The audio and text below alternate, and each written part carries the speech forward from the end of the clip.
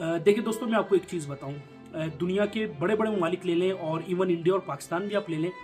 पूरी दुनिया के अंदर एक ऐसी चीज़ है कि जिसपे बड़ी आसानी से जो है वो उसे यूज़ किया जाता है लोगों के दरमियान तफरका डालने के लिए, लोगों के दरमियान मिसकॉन्सेप्शन डालने के लिए, पॉलिटिक्स करने के लिए, यानी सियासत करने के लिए। एक जो पत्ता है वो बड़ा आसान से यूज़ किया जाता है, वो है रिलीजियस पत्ता। यानी रिलीजियस पत्ता कैसे, अगर आपका सवाल है कि अगर आप मुझसे पूछ भी लें कमेंट्स में कि कैसे, तो वो इस तरीके से है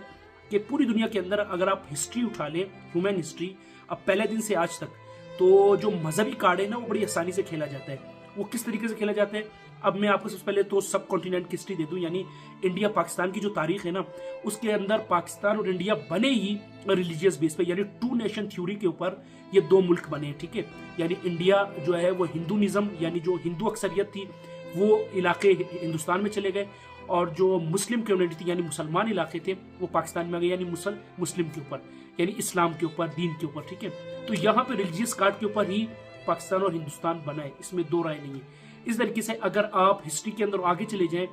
तो 70s और 60s के अंदर या 50s के अंदर जो ग्लोरियस रेवोल्यूशंस आया, या जो प्रोटेस्टर और कैथोलिक की जंगी हुई ईसाइयत के अंदर, तो वो भी बेसिकली एक मजहबी बेस पे हुई कि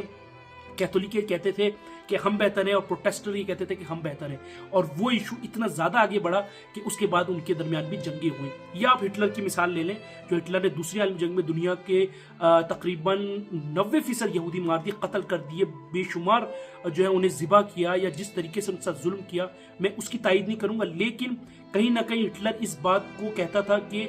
चूंकि हिटलर एक ईसाई था, उसका ये मानना था कि जो यहूदी हैं वो हज़रत ईसा अलैहिस्सलाम को जो सूली पे लटकाया, तो उसके कहीं ना कहीं वो जिम्मेदार यहूदियों को करार देता था। तो यहाँ पे भी रिलीजियस फैक्ट सामने आ गया था। इसी तरीके से आज मौजूदा दौर में अगर आप देख लें कि इंडिया या पाकिस्तान की जो पॉलिटिक्स है, वहां पे भी जो रिलीजियस पत्ता है ना, जो रिलीजियस वेपन है, वो बड़ी आसानी से खेला जाता है, लोगों के जज्बात से खेला जाता है, इमोशनली तौर पे, और उस पर पॉलिटिक्स की जाती है। यानी जिस तरह बीजेपी आप देख लें, या पाकिस्तान के अंदर जितनी भी जो पॉलिटिक्स है ज्यादातर, तो उसके अंदर आपको मिलेगा जो एक हिस्टोरिकल फैक्ट है, उस पर रिलीजियस बेसिस के ऊपर बड़ी आसानी से पॉलिटिक्स की जाती है। ऐसा नहीं है कि सारी गलत है, ठीक है, सारी जो पॉलिटिक्स है या जो सारी जंगें हुई वो गलत है, बिल्कुल। जो जद्दोजहद हुई इंडिया पाकिस्तान को तकसीम करने में, दो कौमी नजरिया जो पेश किया गया, बिल्कुल उसके ऊपर वो बिल्कुल सही फैसला था। पाकिस्तान अपने वजूद में आया, हिंदुस्तान अपने वजूद में आया, वो बिल्कुल ठीक था। लेकिन मेरा मकसद कहने का ये कि दुनिया का सबसे आसान जो,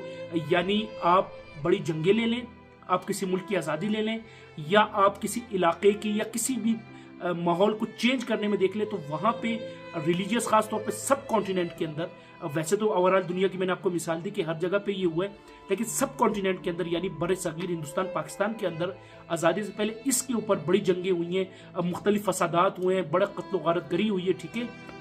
और ये ऐसा पता है कि आज भी पूरी दुनिया के अंदर इस पे खेला जाता है। और ना सिर्फ इवन चूंकि सब कॉन्टिनेंट के अंदर तालीमी थोड़ा सा फुकदान है, लोगों की तालीम इतनी नहीं है, इस वजह से इस पत्ते को यहाँ पे बड़ा आसानी से जो पजीराई मिलती है, पॉलिटिक्स इस पे होती है। लेकिन पूरी दुनिया के अंदर अगर आप वाइट सुप्रीमिस्ट देख लें, जो अमेरिका के अंदर, वहाँ पे भी जो है इस तरह का इख्तलाफ आपको सामने मिलेगा। इंडिया के अंदर तो आपको वैसे ही मिलेगा, वहाँ तो हर आए दिन इसके ऊपर जो इशू, बाबरी मस्जिद के ऊपर इशू, बेशुमार इशूज आपको मिलेंगे। और पूरी दुनिया के अंदर, यानी श्रीलंका जो तमिल टाइगर्स थे, या जो बांग्लादेश के अंदर जो इशूज हैं, वहाँ पे भी आपको जो रिलीजियस बेसिस के ऊपर जो इश्यूज हैं वो आपको मिलेंगे। यानी रिलीजियस वो वाहिद जो है आप थिंग कह लें, कोई चीज, यानी कोई एक ऐसा मतलब एक वेपन कह लें जो बड़ी आसानी से यूज किया जाता है, जिसके अंदर आपका ना तालीम का जो है वो जो है कोई क्राइटेरिया होता है, उसके अंदर ना ही कोई और इशू होता है, बड़ी आसानी से उस पर पॉलिटिक्स की जाती है, उस पर जो है जद्दोजहद की जाती है, ठीक है। तो रिलीजियस जो चीज है, क्योंकि वो इमोशन से आपके, यानी आपकी एक बिलीव है उसके ऊपर, ठीक है,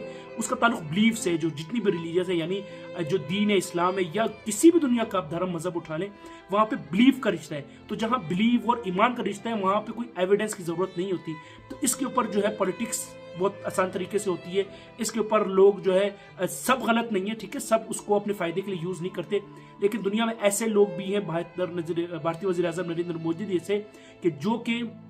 बीजेपी को या आरएसएस को जिसने हिंदुइज्म को जो है वो अपनी पॉलिटिक्स के लिए यूज किया, अपने फायदे के लिए यूज किया, इसकी मिसालें दुनिया के अंदर मौजूद हैं, जिसको तारीख में कोई भी नहीं दो राय इस पे नहीं है, कोई इसको झुटला नहीं सकता कि रिलीजियस को अपने बेसिक फायदे के लिए भी दुनिया में यूज किया जाता है। तो बेसिकली ये बात आपको समझनी पड़ेगी कि दुनिया के अंदर जो रिलीजियस यानी जो मजहब का नाम है, जो मजहब का कार्ड पूरी दुनिया में खेला जाता है, पाकिस्तान में भी खेला जाता है, हर जगह खेला जाता है। और लोग जो है सब गलत नहीं है, बहुत से लोग इसको फायदे के लिए यूज करते हैं अपने, और बहुत से लोग जो है वो माहौल को, आवाम को बेहतर करने के लिए और मुल्क को बेहतर करने के लिए जो है वो इस्तेमाल करते हैं। तो बेसिकली हमें ये समझना चाहिए कि रिलीजियस का जो एक कार्ड है वो कहाँ पे किस तरह यूज होता है वो हमें समझना चाहिए, और बेसिकली रिलीजियस स्टैंड किस चीज पे करते हैं वो हमें समझना चाहिए। अगर हम ये चीजें समझ जाए तो हमारे बहुत से जो मसाइल या इश्यूज हैं वो बेहतर तरीके से हल हो सकते हैं।